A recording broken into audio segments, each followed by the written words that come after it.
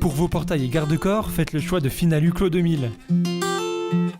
Votre spécialiste depuis plus de 25 ans, zone artisanale de la tannerie à Ancerville. Contactez-nous pour vos études et rénovations 03 29 75 22 25 ou sur clos2000.fr. Ouvert du lundi au vendredi et le samedi sur rendez-vous.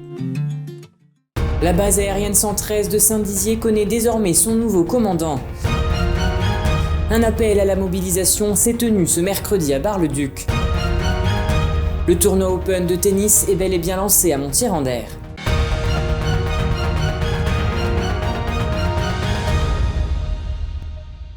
Bonsoir à tous et bienvenue dans votre journal du mercredi 25 août 2021 et ouvrons cette édition avec le nouveau commandant de la base aérienne 113 de Saint-Dizier qui a pris ses fonctions aujourd'hui.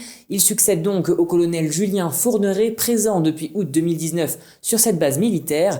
Parlementaires, préfets et élus locaux étaient présents pour l'occasion. Un moment rempli d'émotions, regardez. Les changements de commandement d'une base ne sont pas rares. Tous les 2 ans, la BA 113 de Saint-Dizier accueille un nouveau chef. Ce mercredi, c'est avec émotion que le colonel Julien Fourneret, arrivé en août 2019, a cédé ses fonctions. Je quitte avec une toute petite pointe de nostalgie, mais avec le sentiment du devoir accompli et puis une grande joie. Parce que je pense qu'on est obligé, quand on est à la tête d'une base aérienne, de s'investir personnellement et d'y mettre un peu du sien et de laisser une part de soi en fait. Le commandement du colonel aura été marqué par la crise sanitaire, mais ce qu'il retiendra avant tout, c'est la capacité de ses aviateurs et ses aviatrices.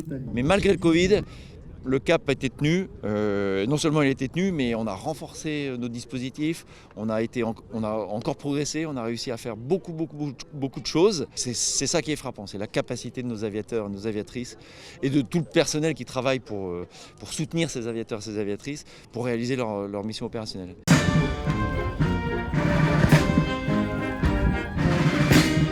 Le colonel Fourneret passe donc le flambeau au colonel Tanguy Benzaken, affecté dernièrement à Paris dans le suivi des programmes d'armement. C'est donc avec joie qu'il retrouve le terrain dans une partie de la France où il n'a jamais œuvré. Là, je suis à la fois excité et prudent au sens où je vois la quantité d'actions qui m'attendent, l'étendue des responsabilités. Le colonel Benzaken va donc rester 2 ans sur la base afin de faire perdurer les missions en cours, tout en améliorant les conditions de vie et de travail du personnel. Quant au colonel Fourneret, il est désormais affecté au Centre des hautes études militaires. Et comme de coutume, la cérémonie s'est achevée par une démonstration de haute technicité des Rafales Requin-Maille, symbole de la base aérienne Bragarde. Ce matin, un rassemblement était organisé par la CGT et l'Union solidaire syndicale de la Meuse. Une 50aine de manifestants s'est retrouvée devant la préfecture à Bar-le-Duc afin de protester contre l'obligation vaccinale et les différents projets de loi mis en place récemment par le gouvernement. Un nombre plus important de personnes était attendu ce matin. Il n'y a donc pas eu de déambulation dans les rues parisiennes, mais les syndicats en ont profité pour faire une prise de parole afin d'exprimer leurs revendications. La population a également été appelée à la mobilisation avec l'annonce de nouvelles dates clés pour de futures manifestations. On les écoute au micro de James Breper.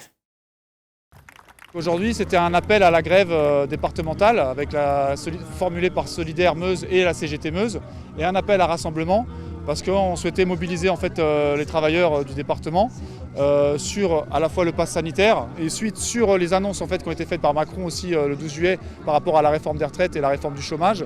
Nous on est sûr en fait, qu'il va nous faire payer sa politique du quoi qu'il en coûte, alors qu'en parallèle il y a eu des milliards de dividendes de versés et que l'évasion fiscale continue, il y a beaucoup d'argent dans les paradis fiscaux.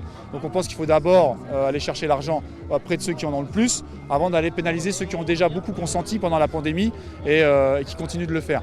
Et donc ça, plus de moyens pour les services publics, pour les hôpitaux. Et puis on demande aussi en fait que la solidarité nationale qui est prévue pour les vaccinations obligatoires, elle le soit aussi pour les vaccinations volontaires ou contraintes.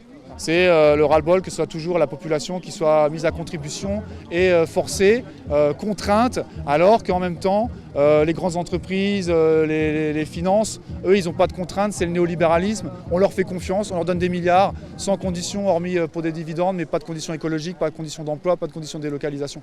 Donc en fait, c'est toujours ce sentiment d'injustice et d'être soumis à la contrainte permanente. D'abord, le pass sanitaire, pour nous, ce n'est pas une solution, c'est un nouveau problème. C'est un problème car déjà la loi l'instaurant n'a pas été adoptée dans des conditions suffisamment démocratiques.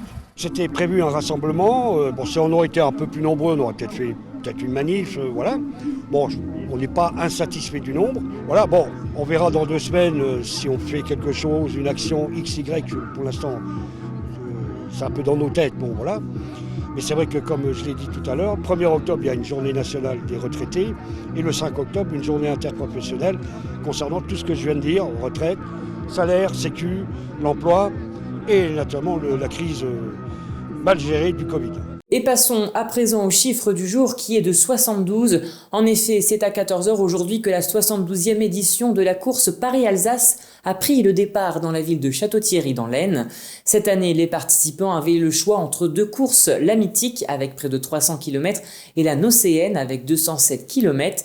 La course composée de plusieurs étapes arrivera dès demain dans les rues Vitriate et c'est aux alentours de 16h que les marcheurs devraient arriver sur la place d'Armes à Vitry-le-François. La course passera par la suite à Neufchâteau, Épinal, Plainfin et finira ce dimanche 29 août par le vignoble de Kaysersberg en Alsace. Du sport, à présent, les rencontres s'enchaînent tous les jours à l'occasion du tournoi Open organisé par le tennis club d'Hervois à Montier-en-Der. 95 inscrits s'affrontent pour tenter de décrocher la première place lors des finales qui auront lieu ce samedi 28 et ce dimanche 29 août. James Beaurepaire est allé prendre la température de la compétition. Regardez. Les balles jaunes sont à l'honneur à Montier-en-Der. Les joueurs et joueuses ont ressorti les raquettes à l'occasion du tournoi Open organisé tous les ans par le tennis club d'Hervois. Le tournoi Open, c'est un tournoi qu'on organise depuis de nombreuses années, plus de 20 ans, qui se déroule toujours sur la dernière quinzaine d'août, donc qui regroupe en fait là cette année 95 joueurs, donc une majorité d'hommes et quelques femmes également. Un record d'inscription cette année qui permet au club de garder espoir pour que la saison prochaine puisse se dérouler sans encombre. En effet, le président est confiant et voit son nombre d'adhérents augmenter. On a perdu quand même un certain nombre de licenciés durant la période de crise sanitaire. Et aujourd'hui, donc, il y a un gros boom au niveau des inscriptions. Donc on a des typologies de joueurs et de joueuses qu'on n'avait pas avant qui s'inscrivent au tennis. Donc beaucoup de gens qui ont envie de faire, je pense, de l'activité sportive. Donc ça nous fait plaisir. On découvre des nouveaux profils de joueurs et joueuses qu'on n'avait pas avant. Donc non, aujourd'hui c'est bien reparti. Il faut espérer que ça continue. Après cette période compliquée, les joueurs sont heureux de pouvoir revivre la passion de leur sport dans ce tournoi qui se déroule sous le signe de la bonne humeur et de la convivialité. Là, j'ai passé 5 tours et actuellement, demain, je vais jouer un 15-4. Pourquoi pas gagner encore un tour? Après, j'ai déjà fait un bon tournoi, alors on verra bien. C'est un réel plaisir de reprendre la compétition. La convivialité et puis non, l'esprit aussi compétition parce que quand on va sur un terrain de tennis, quand on a à n'importe quel endroit, ce qu'on recherche avant tout c'est la compétition. Si on prend une licence, ce qu'on recherche avant tout c'est gagner. Si on rentre sur un terrain pour perdre, on reste à la maison.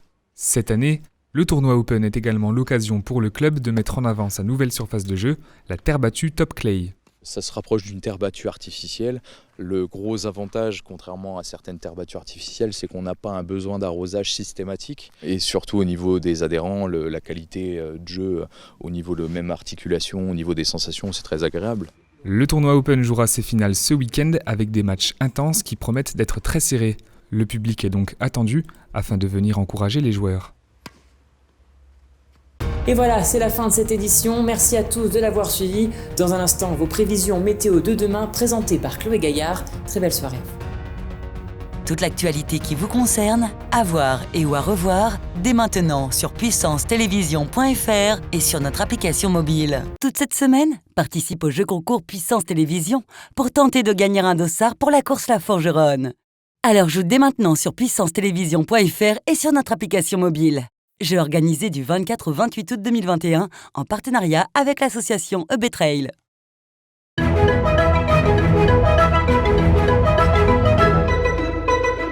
Bonsoir à toutes et à tous. Demain, sur le Triangle comme à Chaumont, le climat sera variable tout au long de la journée. Bien que le ciel soit ensoleillé durant la matinée, il se dégradera progressivement. Les risques d'averses ne sont pas négligeables en après-midi. Nous perdrons 3 minutes de soleil et nous fêterons les Natacha. Très belle soirée à toutes et à tous avec Puissance Télévision.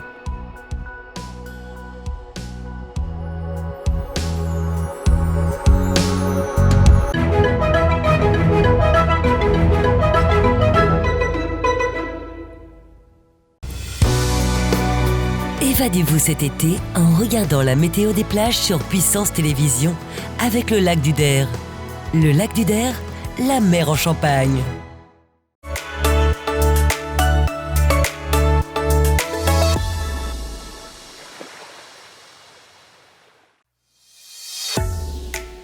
Bonsoir à toutes et à tous et bienvenue dans votre météo des plages. Le climat se dégradera légèrement demain. Dans la Marne, au lac du Der, le ciel deviendra variable au cours de la matinée avec des possibilités d'averses.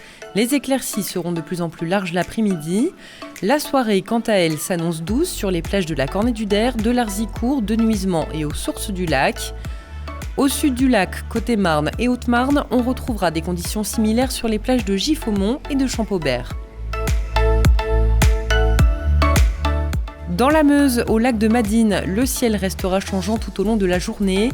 Une couverture orageuse surplombera les plages de Dicourt et de Nonsard en matinée, mais de belles éclaircies feront leur apparition durant l'après-midi. Du côté de l'Aube, au lac d'Orient, le temps deviendra plus incertain au cours de la journée. Pas de précipitations en matinée, mais de possibles averses en fin d'après-midi. Le soir, les nuages se dissiperont.